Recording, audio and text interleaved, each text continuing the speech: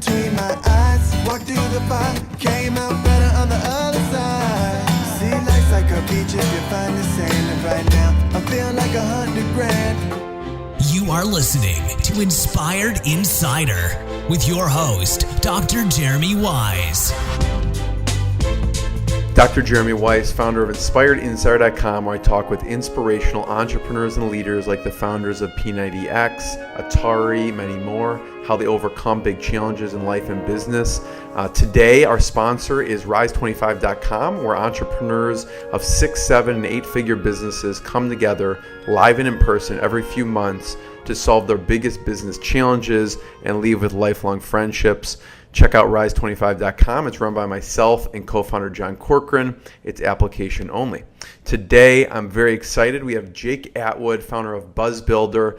BuzzBuilder is a software that allows sales professionals to automate their cold email outreach. His singular focus is to make it easy for salespeople to pack their pipeline with qualified leads. Who doesn't want that? He shows a warmer approach for prospecting to busy executives besides the dreaded cold calling methods. And BuzzBuilderPro.com has tools and programs that have been implemented by over 25,000 sales professionals. I think Jake has probably trained more than that with his books and his resources. And I also want to thank John Corcoran for introducing us. So Jake, thanks for joining me. Jeremy, thanks for having me. Excited to be here. So I always ask Jake, since it's Inspired Insider, I always ask, what's been the lowest point for you and how you push through? And then on the flip side, what's been one of the proudest moments? What's been the lowest point?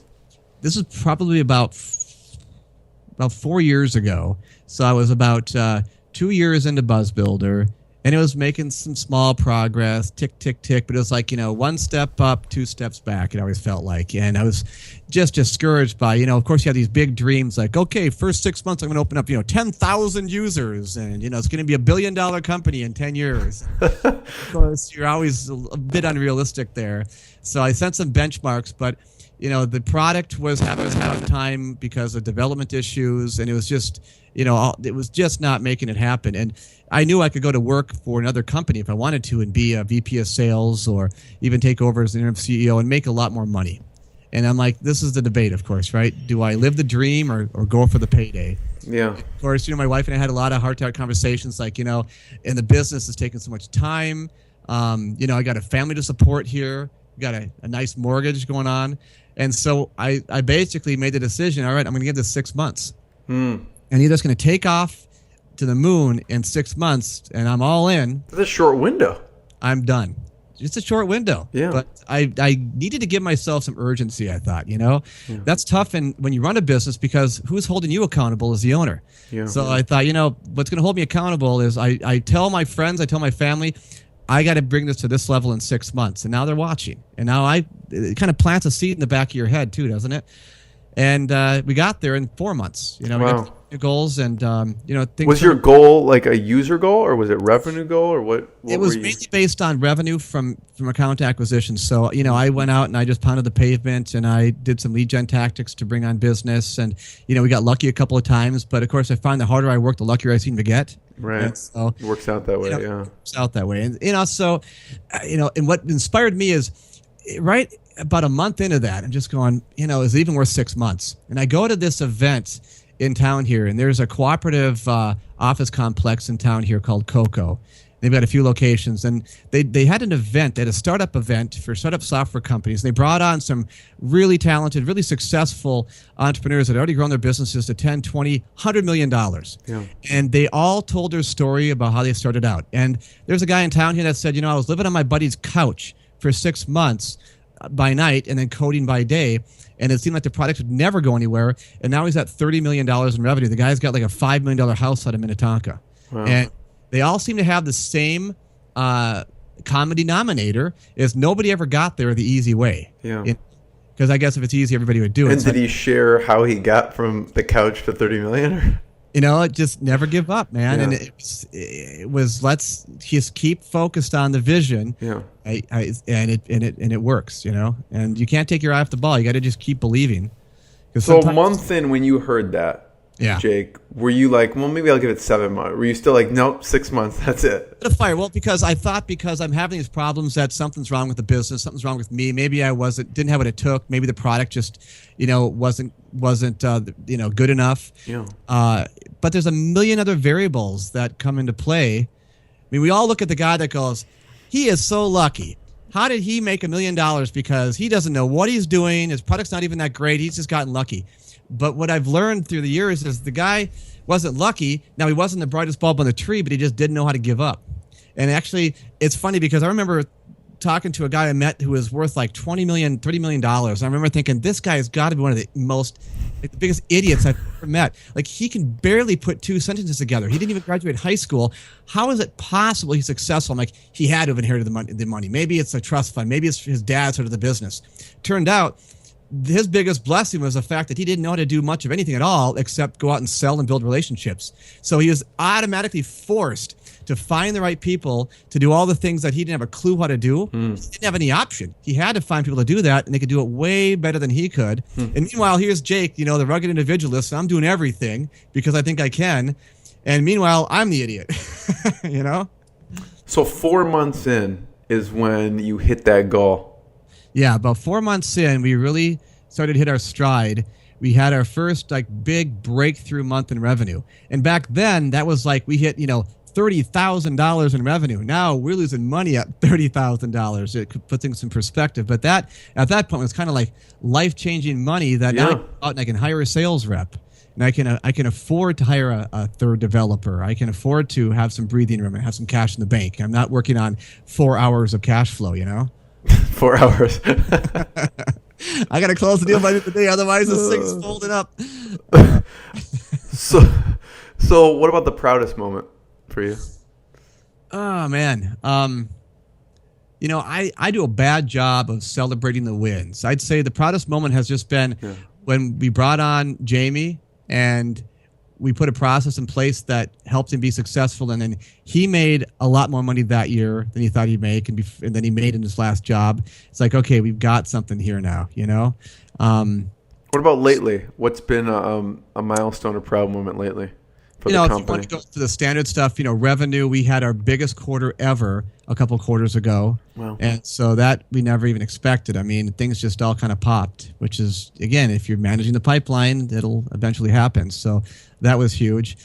We finished the biggest upgrade to the software we've ever had. So about a year and a half ago, again, we're busting at the seams. I hired this consultant to come in along with my CTO and basically help us figure out, do we just try to patch and Band-Aid our existing software and keep it, keep bandaging it, or do we just start from scratch? And it made more sense to start from scratch. So we started from the ground up. We rebuilt the software, and we thought it was going to take 6 months. It took a year and a half. I was going to say 3 years. And 3 times as much as I thought it was going to cost. Yeah. So Did you have to bring on other help outside the CTO? Or so he actually enlisted the help of a development firm that he manages, and he's hired some of the folks within that to build the software. But now it's taken our software to this real elite level. Yeah. And I love building things. I mean, from the time I was little, I was always the guy I get a new toy and I would take it apart so I could kind of put it back together again. So software to me is fun because I like to build software. I like to see an idea, kind of a dream, turn into something tangible you can play with. So launching the new software, that day it was like, for me, Christmas, unpackaging my shiny new software app. Yeah. It was pretty fun. Jake, who do you go to for advice in mentorship now? I'm sure your uncle. Who else? Uncle, for sure. And, that's where I'd say if anybody is trying to really kind of elevate their business next level, find people to talk to that are more successful than you are, whose businesses are better than yours are, bigger, and you're going to learn a lot. You'll learn from their mistakes and successes, and they've been there and done that. Usually, they can offer a fresh perspective. So, there hasn't been, other than my uncle, and then of course family members, any one person I would pinpoint, as much as just having groups I plugged myself into. Yeah. Do you have groups that you do plug yourself into, whether it's a mastermind or you go to a conference, like an industry conference? There's been a lot. So I attend a lot of conferences, whether it's a specific one. What do you like? Yeah. There's a group that, for example, in town here, I'm the board of directors with. I attended and I liked it so much, and it was founded actually by my uncle. It's called Professional Sales Association. It's got some big hitters in there, some entrepreneurs that are really successful, some CEOs, as well as a lot of entry-level salespeople looking to learn the art of sales. And it's just a great place to go and brainstorm ideas. There's a couple of fellow software CEOs in there that I'll network with and ask how things are going. And, they've got a different perspective than I do. So, any other industry conferences across the U.S.? There's actually a couple small business. Like I'm flying out to L.A. to go to a small business conference out there in November 10th.